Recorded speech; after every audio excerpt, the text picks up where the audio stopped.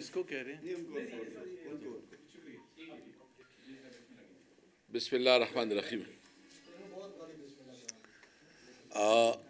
آج ہماری جو پریس کانفرنس ہے یہ بنیادی طور پر جو اس وقت ملک کی معاشی صورتحال ہے اس کے حوالے سے بات چیت ہوگی۔ ہمارے ساتھ جو ہے نا زبیر عمر صاحب جو کہ سابقہ گورنر ہیں، علی مادر شیخ صاحب جو ہمارے سندھ کی پروونشل پریزیڈنٹ ہے، اور تیمور خان جگڑا جو کہ سابقہ فائنانس منسٹر ہے، اور یہ NFC کے حوالے سے جو کل میٹنگ ہو رہی ہے اس کے اوپر بات کریں گے۔ تو آج ہمارا بیسیکلی جو ٹاپک ہے وہ پاکستان میں اس وقت جو معاشی صورتحال ہے پاکستان کا، اور یہ جو بڑے بڑے دعوے کر رہے ہیں اس کے اسٹیٹسٹک آپ کے سامنے رکھیں گے کہ یہ حکومت کتنی بری طرح ناکام ہے ملک کی معاشی پالیسیوں میں، اور کس طرح اس وقت جو ہے نا اس وقت بے روزگاری کا اور معاشی بدحالی سے عوام پریشان ہے، مہنگائی بہت بڑھ گئی ہے، اور آج ایک عام آدمی وہ 2 وقت کی روٹی کے لیے ترس رہا ہے، اور اس کے پاس نہ روزگار ہے نہ اس کے پاس 2 وقت کھانے کے لیے روٹی ہے۔ تو اس کے حوالے سے ڈیٹیل میں یہی جائیں گے۔ میں صرف اس موقع پہ اتنا کہوں گا کہ جو NFC ایوارڈ کے حوالے سے بہت دیر بعد یہ اجلاس کل ہو رہا ہے، اور جس صوبے سے میرا تعلق ہے اس صوبے کے حوالے سے بھی میں بات کروں گا، کیونکہ اس وقت خیبر پختونخوا کی جتنی بھی NFC میں جو شیئرز ہے وہ شیئر ابھی خیبر پختونخوا کو نہیں مل رہے ہیں۔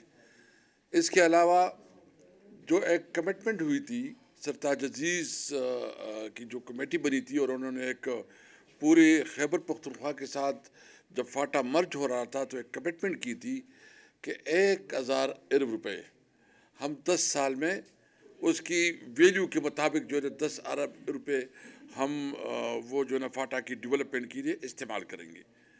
اور ایک اور وعدہ بھی کیا گیا تھا کہ NFC میں جو شیئر ہے اس میں تمام صوبے اپنا 3% شیئر وہ خیبر پختونخوا یعنی فاٹا کی جو انضمام کی وجہ سے جو وہاں انڈر ڈیولپ علاقہ ہے اس کے اوپر جو ہے استعمال کریں گے۔ اور یہ بھی کمٹمنٹ کی گئی تھی، کیونکہ جب خیبر پختونخوا میں فاٹا انضمام ہو گیا تو اس کی جو شیئر ہے وہ 14% سے بڑھ کے 19% بن گئی، یعنی یہ 19% شیئر وہ خیبر پختونخوا کی۔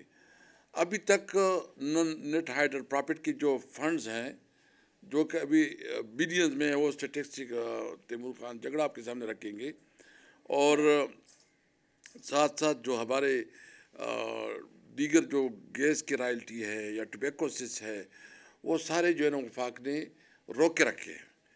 اور وہ صوبہ جو کہ وار کی وجہ سے کسی وقت سینٹو سیٹو کی جو کی وجہ سے جو ایک انہوں نے کمٹمنٹ کی تھی امریکہ کے ساتھ، تو ہمارے صوبے کو استعمال کیا، ہمارے صوبے میں انہوں نے ایئرپورٹ دے دیا، اس کی وجہ سے پالیٹکس کا مرکز بھی وہ بن گیا۔ بڑا بیر کا آپ کو پتہ ہے کہ وہاں سے جو فلائی کرتی تھی ساری جہاز، تو اس کی وجہ سے انٹرنیشنل پالیٹکس میں پاکستان اور پاکستان میں خاص کر ہمارا صوبہ اس کا بدترین متاثر رہا۔ پھر افغان وار شروع ہو گئی۔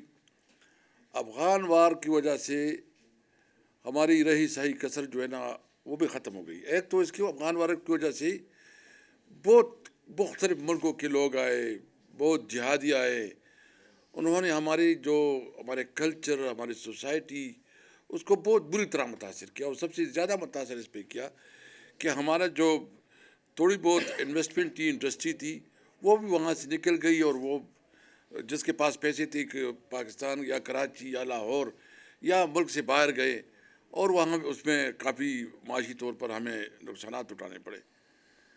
اس کے بعد پھر وار اینڈ ٹیرر شروع ہو گیا۔ وار اینڈ ٹیرر نے رہا سہا کثر بھی پورا کیا، کیونکہ یہ جو خودکش حملے ہو گئے، خودکش دھماکے شروع ہوئے، یہ وار اینڈ ٹیرر کی وجہ سے شروع ہو گئی۔ اور اس وار اینڈ ٹیرر نے تو خودکش ہو، ڈرون اٹیکس ہو، تو تو وہ مطلب اس حالات پہ کوئی کیا انویسٹمنٹ کرے گا؟ جب بتے کے کالے آئیں، جب اس طرح کے ماحول بن جائے تو ہمارا صوبہ اس وجہ سے پوری طرح مسئلہ ہو. تھوڑی بہت جو اکانومی سروائیو کر رہی تھی، یعنی آپ نے اس پورے ایریا کو جو آپ کے مرج ایریا ہے، قبائلی ایریا ہے، اس کی کوئی کسی قسم کی ڈیولپمنٹ نہیں، ہسپتال نہیں، کالجز نہیں، انفراسٹرکچر نہیں، روزگار کے مواقع نہیں. اور یہ آپ کی نالج میں ہونا چاہیے کہ یہ جو فاٹا ہے، مرج ایریا ہے، یہ افغانستان، یہ وزیرستان سے لے کے ادھر باجوڑ تک یہ تقریباً کوئی 2000 کلومیٹر ڈسٹینس بنتا ہے. اس میں جتنی بھی قبائلی رہتے ہیں تو ایک طرف اس کا مسجد ہے، دوسری طرف اس کا ڈیرا ہے، ایک طرف اس کا گھر ہے، دوسرے اس کی طرف کھیتی ہے. تو وہ سارا آپس میں جب کاروبار کرتے ہیں تو اس کو یہاں مشہور کیا گیا کہ یہاں بہت بڑی اسمگلنگ ہو رہی ہے. تو سوال تو یہ ہے کہ آپ نے وہاں ڈیولپمنٹ نہیں کی، آپ نے وہاں انویسٹمنٹ نہیں کی، آپ نے وہاں انٹرنیشنل جنگ لا کے بسا کے اس سوسائٹی کو تباہ برباد کیا. اور پھر ظلم یہ ہے کہ ڈرون اٹیک بھی ادھر، خودکش دھماکی بھی ادھر، اور جو آپ کی پالیسی ہے، جو فارن پالیسی ہے، اس کی وجہ سے سارا نظام تباہ برباد ہو رہا ہے. تو ہم یہ مطالبہ کرتے ہیں، اور ابھی انہوں نے پاک افغان ٹرانزٹ ٹریڈ پہ بھی بین لگایا ہے، اور جو بارڈر پہ کاروبار ہوتا تھا وہ بھی انہوں نے بند کیا ہوا ہے. یعنی یہ کاروبار ٹریڈ تو جنگوں میں بھی جاری ہوتا ہے. دنیا کی جتنی بھی ممالک درمیان جنگیں بھی ہوتی ہیں لیکن ٹریڈ بھی ہوتا ہے، بزنس بھی چلتا ہے. تو آپ نے اگر بزنس کو ادھر بند کر دیا، اور ہمارے پشاور میں اس وقت جتنی بھی رہی سی کچھ انڈسٹریز تھی، آپ کو رپورٹ آئی رہی ہوگی کہ تقریباً ہماری انڈسٹریز بند ہونے شروع ہو گئی ہے.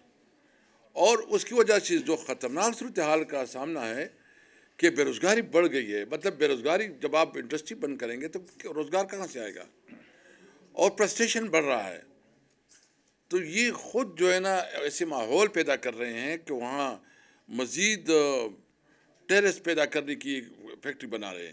کیونکہ جب آپ روزگار نہیں ہوگا، جب امید نہیں ہوگی، تو پھر لوگ کہاں سے وہ کریں گے؟ تو اس لیے کل جو عمران خان نے اس میں بھی اپنا کنسرن شو کیا ہے کہ افغانستان کے ساتھ جو معاملات ہیں اس پہ ہمیں تشویش ہے، اور ہم سمجھتے ہیں کہ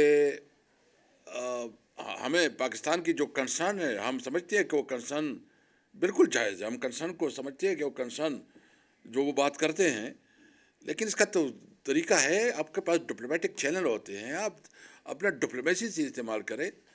اور جب مطلب انڈیا کے ساتھ آپ جو ہے نا کر سکتے ہیں، ایک کسی حد تک ایک ورکنگ ریلیشن بنا سکتے ہیں، یا اس کے ساتھ آپ سیز فائر کر سکتے ہیں، تو آپ کو بہت بڑا دشمن ہے. وہ تو ہم سب کا بڑا دشمن ہے. وہ تو پاکستان کے خلاف تمام سازشوں میں ملوث ہے. اور انڈیا اگر افغانستان کو آپ کے خلاف استعمال کرتا ہے تو آپ کے اندر بھی یہ کیپیسٹی ہونی چاہیے کہ آپ کے خلاف کیوں استعمال ہو رہا ہو. ہم اس لیے یہ مطالبہ کرتے ہیں کہ ہمارے ملک کے لیے یہ بہت اہمیت ہے کہ ہم اپنے پڑوسی ہوتے ایران کے ساتھ، افغانستان کے ساتھ، اور چائنا، یہ ہمارے دوست ممالک ہونے چاہیے. اس کے ساتھ ہمیں تجارت کا موقع ملنا چاہیے، امن کا موقع ملنا چاہیے، روزگار کا موقع ملنا چاہیے، اور ڈپلومیسی سے اس معاملات کو حل کرنا چاہیے. تو میں چند بات اس لیے کر رہا تھا کہ ہم سب سے پہلے پاکستانی ہیں، ہم سے کوئی بہتر پاکستانی نہیں ہے. پاکستان ہماری جان ہے، اور ہم سمجھتے ہیں کہ اس ملک کے اندر آئین اور قانون کی حکمرانی ہو، اس ملک میں تمام ادارے مضبوط ہو، تمام اداروں کی تقدس اور عزت و احترام بڑھے، اور وہ اپنے آئین کے اندر اپنی کردار ادا کرے. اگر کسی کی غلط فہمی ہے کہ ہم کوئی کسی ادارے کے خلاف ہے، یا پاک فوج ہماری فوج ہے، یہ ہمارے بچے ہیں، ہم سارے پاکستانی ہیں. لیکن ہم تو یہ چاہتے ہیں کہ جس کا جہاں رول ہے، کردار ہے، آئین میں جو اس کی ڈیوٹی ہے، اس کو ڈیوٹی تک محدود رہے. انشاءاللہ تعالی عمران خان جو اس وقت کی مشکلات اور سختیوں کا سامنا ہے، عمران خان انشاءاللہ تعالی اس حالات کا مقابلہ کر رہا ہے. ہم ڈٹ کے کھڑے ہیں اپنی لیڈر عمران خان کے ساتھ. اس کا ویژن اور اس کی سوچ کہ اس نے پوری دنیا کے ساتھ جو خاص کر افغانستان کے ساتھ اس وقت میں اسپیکر تھا، اور ہم نے اس وقت تجارت جو ہماری ٹریڈ تھی اس وقت، اور خاص کر جو ہمارا ایکسپورٹ تھا وہ 1.7 بلین تک ہم نے بڑھایا تھا، اور ساتھ ہم نے سینٹرل ایشیا اور رشین اسٹیٹ تک بھی بزنس کو کافی بڑھایا تھا۔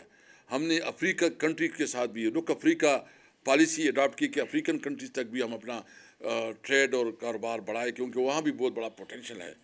ہمیں پوری دنیا کے ساتھ تجارت کے مواقع ہونے چاہیے۔ ہم سمجھتے ہیں کہ ہم پوری دنیا میں پاکستان کو پوری دنیا میں امن کے لیے کردار ادا کرنا چاہیے۔ امن کے لیے جہاں بھی ضرورت ہو پاکستان اس میں اپنا کردار ادا کرے، لیکن کسی تنازع میں پاکستان کو کوئی کردار نہیں ادا کرنا چاہیے۔ ہم صرف اور صرف امن چاہتے ہیں، ملک میں کاروبار چاہتے ہیں، باعزت روزگار چاہتے ہیں، اور پاکستان میں آئین اور قانون کی بالادستی چاہتے ہیں۔ زبیر عمر صاحب۔